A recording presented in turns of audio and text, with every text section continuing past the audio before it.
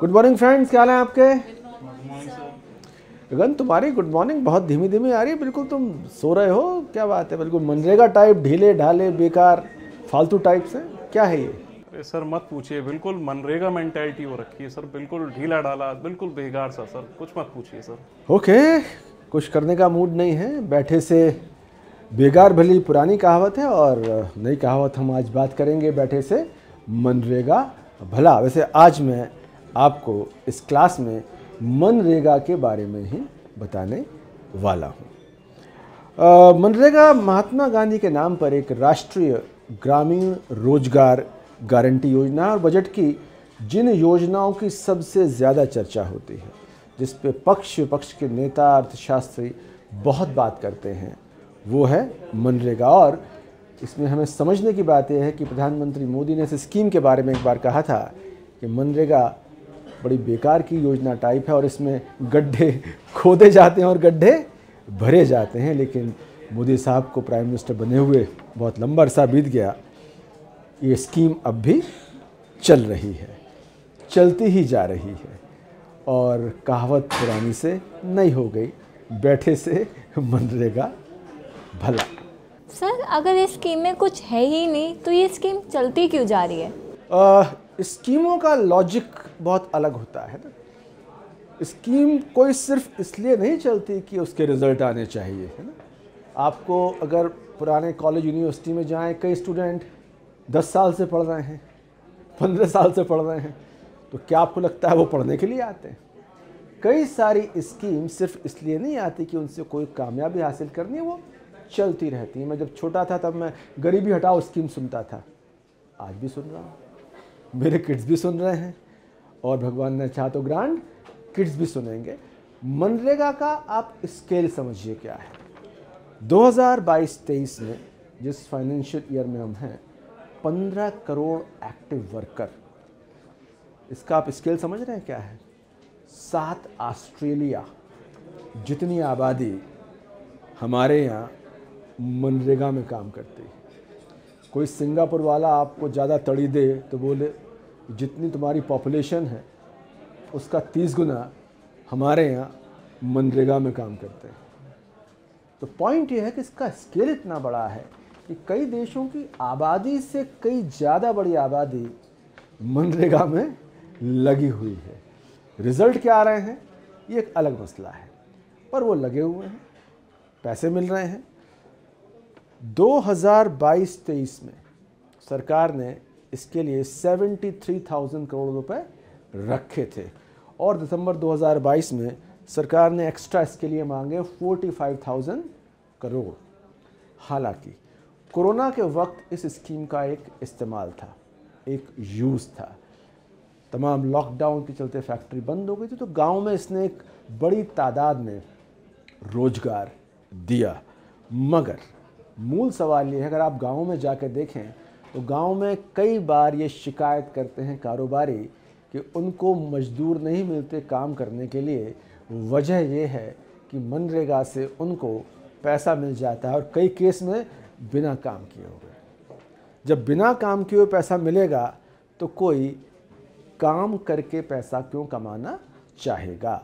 तो मनरेगा की खिलाफ जो एक बड़ी शिकायत ये होती है कि इसने उन लोगों को बहुत प्रेरित किया है जो बिना काम किए पैसा कमाना चाहते हैं। बहुत लंबे टाइम बाद इसके बारे में ऑडिट हो, जानकारी मिले कि वाकई उन एसेट्स की क्वालिटी क्या है। लेकिन मैं आपको बता चुका हूँ पहले, मोदी जी ने इसके बारे में कहा था कि मनरेगा कुछ इस तरह की योजना है कि गड्ढे खोदे जाते हैं और भरे जाते हैं, लेकिन फिर भी ये चलती जा रही है, चलती ही जा रही है। साल दर साल ना सिर्फ चल रही है बल्कि इसके लिए बजट भी बढ़ाकर मांगा जाता है। लेकिन सर, हम एकदम विश्व गुरु बनने की तैयारी में हैं, तो ये मनरेगा जैसी स्कीम में काम कौन मांगता है? बहुत सही सवाल है। मुझे सवाल का जवाब अर्थशास्त्र नहीं बल्कि दर्शन शास्त्र देना पड़ेगा, फिलॉसफी मुझे घुसना पड़ेगा।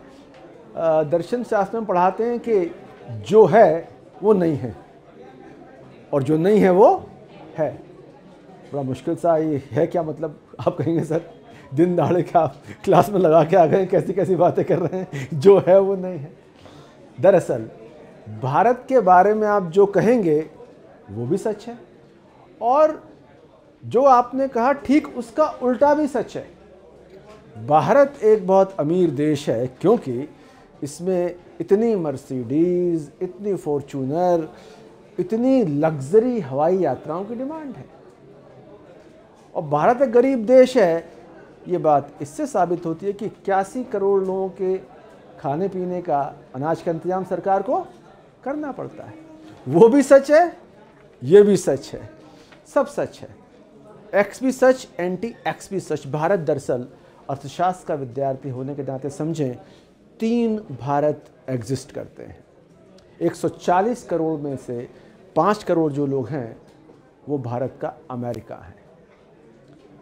दिल्ली का ग्रेटर कैलाश, मुंबई का नरीमन पॉइंट, दिल्ली का सिविल लाइंस, ये भारत का अमेरिका है। यहाँ के एसेट्स, यहाँ के एस्पिरेशंस, यहाँ की इनकम, यहाँ के सपने, यहाँ की इच्छाएं, भारत का अमेरिका 5 करोड़ करीब। और करीब 40-45 करोड़ का जो भारत है वो भारत का मलेशिया है, मिडिल क्लास।